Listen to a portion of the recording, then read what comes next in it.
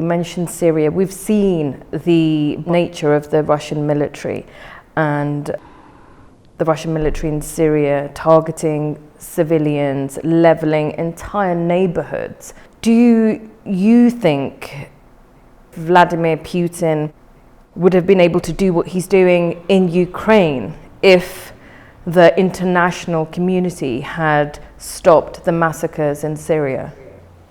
Well, definitely Mr. Putin will not be able to do the same things in Ukraine as he did in Syria, since we have our strong army, we have our aviation, we have anti-aircraft weapons, which is being used quite successfully. But it was the great mistake of Mr. Putin.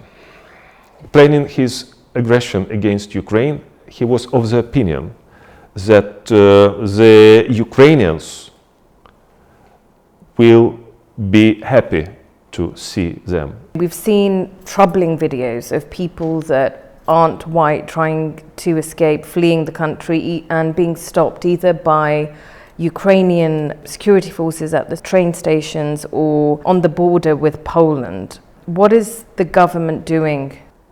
All the people who are legally living in Ukraine have the same right as Ukrainian citizens, probably just with limitation in the voting or something like political, since they are not the citizens of our country.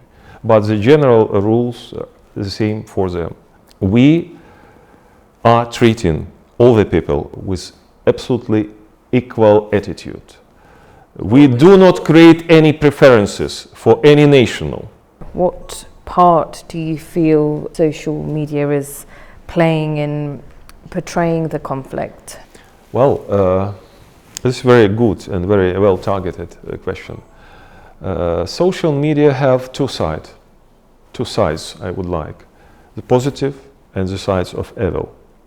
The side of evil was extremely efficiently used by the Russian regime for launching psychological war, for launching disinformation, and for launching this hybrid war, since information is an inseparable part of any hybrid actions. Hundreds of thousands of so-called bots, internet bots, were doing its job against Ukraine. The positive side is to bring the real information, real time, even to say real time information to the people, to tell the truth. Can I talk to you about the EU? Has the invasion of Ukraine possibly hastened its admission into the EU? Well, first of all, the potential decision of the EU to invite Ukraine or to accept Ukrainian membership, this is a great sign of solidarity. We are the members of the European community.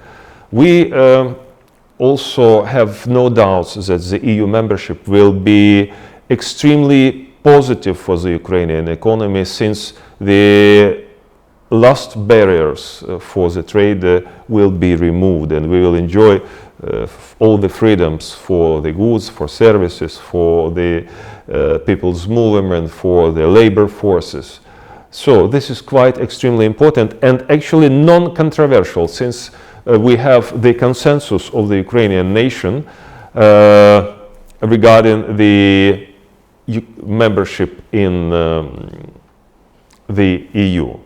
Besides, another main aim of the Ukrainian society is the membership in NATO.